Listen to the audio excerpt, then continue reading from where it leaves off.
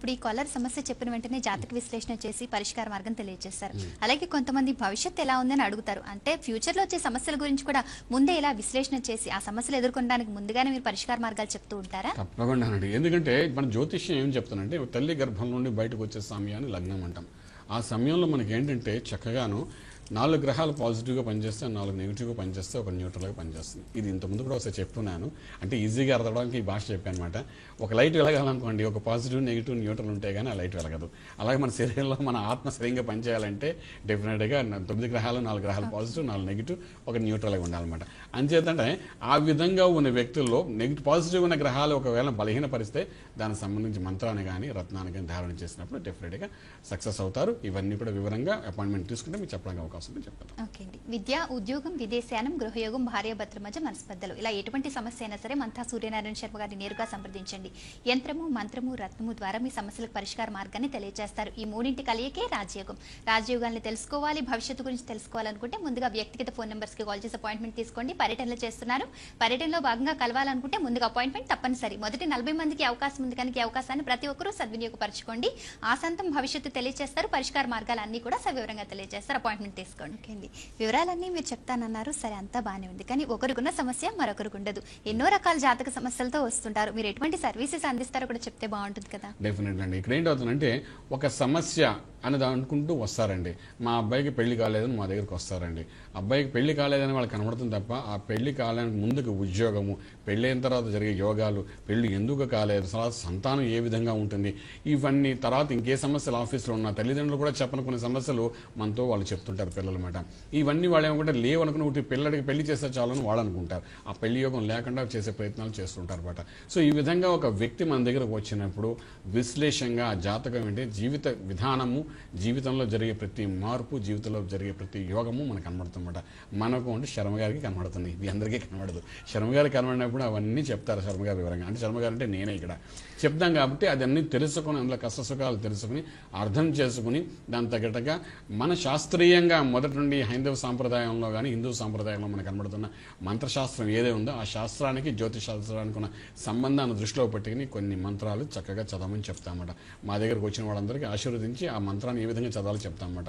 చెప్పడం వల్ల శరీరంలో ఫస్ట్ మంత్రశాస్త్రం ఎప్పుడైతే మొదలు పెడతామో శరీరంలో రుగ్మతలు అన్నీ పోవడం మొదలవుతాయన్నమాట.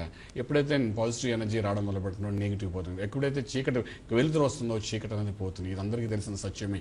సూర్యనారాయణమూర్తి ఉదయం లేవగానే చీకటి అనేది పోతుంది. చీకటి పోవడానికి మళ్ళీ చీపురు పెట్టి మనం తోలక్కలే, సూర్యకిరణాలు రాగానే ఆటోమేటిక్ పోతాయి. అదేవిధంగా ఎప్పుడైతే మనం మంత్రం చదవడం మొదలు పెడతాం శరీరంలో రుగ్మతలు అన్నీ అలాగే పోతుంటాయి. మంత్రానికి అంత ప్రాశస్యం ఉంటుందన్నమాట. అయితే ఎంతగానో చదువుతాం ఈ మంత్రం, ఎంత స్టోరేజ్ చేయాలి మనకు తెలియదు కదా. సో దానితో పాటు ఎప్పుడైతే మనం రత్నం పెట్టుకుంటామో అది ఎప్పుడు ఎనర్జీగా మీకు ఉంచుతుంది అనమాట. చూడండి, ఈ ల్యాప్టాప్ ఉంది, దీన్ని గంట సేపు బయట ఛార్జ్ చేసుకుని వస్తాను. ఇక్కడ స్టూడియోలో ప్రోగ్రామ్ చేస్తుంటాను, కనెక్టర్ లేక చేసుకుంటాను. అంటే 1 గంట సేపు ఆ ల్యాప్టాప్ ఛార్జింగ్లో ఉంటుంది కదా, తర్వాత మళ్ళీ ఆగిపోతుంది. సో ఛార్జింగ్ చేసుకోవడం ఇందులో ఒక సిస్టమ్ ఉంటుంది కదా ఈ ల్యాప్టాప్లో. అదేవిధంగా రత్నంలో కూడా ఏంటంటే ఒక బలం ఉంటుంది. ఆ బలం ఏంటంటే మనం చేసే మంత్రశాస్త్రం ఉంటుంది ఏకీభవిస్తూ చక్కగా స్టోరేజ్ చేస్తాం. ఎప్పుడు మనకు అవసరం ఉంటే అప్పుడు అది మనకు ఉపయోగపడేట్టుగా ఉంటుంది. అంటే రత్నం కూడా పెట్టుకోవాలని చెప్తామన్నమాట. ఈ విధంగా మీరు వచ్చే ఒక సమస్య కానీ మేము ఇచ్చే ఒక రత్నము 9 రకాల యోగాలు ఇస్తాయి. ఫర్ ఎగ్జాంపుల్ ఒక బుధుడికి సంబంధించిన పచ్చ అనుకుందాం. పచ్చ అనేది నరాలకు సంబంధించి మెడికల్ అస్ట్రాలజీ ప్రకారం నరాలకు సంబంధించిన సిస్టమ్ని పర్ఫెక్ట్ చేస్తుంది అంటామన్నమాట. బ్లడ్ సర్క్యులేషన్ కరెక్ట్గా చేస్తుంది. అంటే మెడికల్ అస్ట్రాలజీ ప్రకారం ఎవరికి నరాల వీక్నెస్ ఉన్నా, నర సంబంధమైన సమస్య ఉన్నా, నర్వస్ సిస్టంలో బాగోలేనా దానికి అది ఉపయోగపడుతుంది. తర్వాత మేధస్సు పెంచుతుంది, ఆలోచన శక్తి పెంచుతుంది, ఇంటెలెక్చువల్గా ఆలోచించే శక్తిని ఇస్తుంది, పిల్లలకు విద్యార్థులకు మేధాశక్తి పెంచుతుంది. ఇది కాకుండా మెడికల్ రంగంలో ఉన్న వాళ్ళకి అద్భుతమైన ప్రొఫెషనల్ లైన్లో సక్సెస్ఫుల్ చేయడం ప్రయత్నం చేస్తుంది. తర్వాత వ్యాపారస్తులకు ఆ వ్యాపారంలో అద్భుతంగా మంచి రాణించడానికి ఉపయోగపడుతుంది, ఆ లగ్నానికి సూట్ అయితే.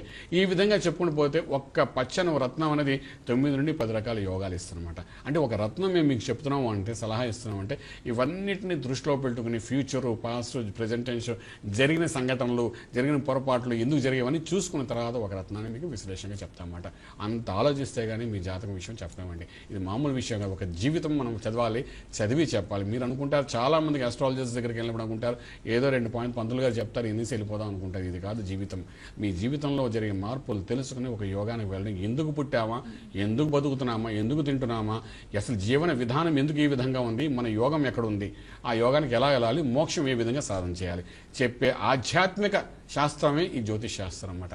దాన్ని తెలుసుకోకుండా ఈరోజు నా కొడుకు పెళ్ళి అయిందా లేదా, నాకు సంతానం ఉందా లేదా, నాకు కోట్లు వస్తున్నాయా లేదా, వాడి 10 కోట్లు వచ్చినా 20 కోట్లు వస్తున్నాయా లేదా, దానికి ఏ రత్నం పెట్టుకోవాలి, లేకపోతే ఏ గురువుగాని కలవాలి అనే ప్రయత్నంలో చాలామంది. కష్టం ఉన్న వాళ్ళకి తప్పకుండా కష్టాన్ని నివృత్తి చేస్తాం.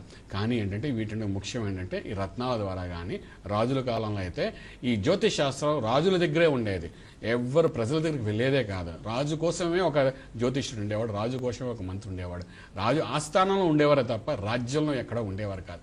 అది ఇప్పుడు ప్రజలకు చాలా దగ్గరలో వచ్చేసింది ఆ జ్యోతిష్ శాస్త్రం. వచ్చినప్పుడు దాన్ని చక్కగా సద్వినియోగపరచుకోండి. ఎందుకంటే ప్రతి ఇంటికి ఇంటి యజమాని రాజే, అంచేత ప్రతి రాజుకి ఇక్కడ జ్యోతిష్ అవసరం ఉంటుంది, ఇంటి యజమానికి. అంచేత ఆ విధంగా ప్రయత్నించేయండి, మంచి ఫలితాలు మీకు ఇప్పిస్తాం. వైజాగ్ వస్తున్నాం, 4 రోజులు ఖచ్చితంగా ఉంటున్నాం. ఎవరికి అందుబాటులో అనిపిస్తే వాళ్ళందరూ రండి, చక్కగా ముందుగా అపాయింట్మెంట్ తీసుకుని ఫోన్ నెంబర్ ద్వారా చక్కగా అపాయింట్మెంట్ తీసుకోండి, చక్కటి విషయాలు తెలుసుకోండి, మీ జీవితం గురించి మంచి యోగాన్ని పొందండి. మరొకసారి చెప్పగలుగుతాం.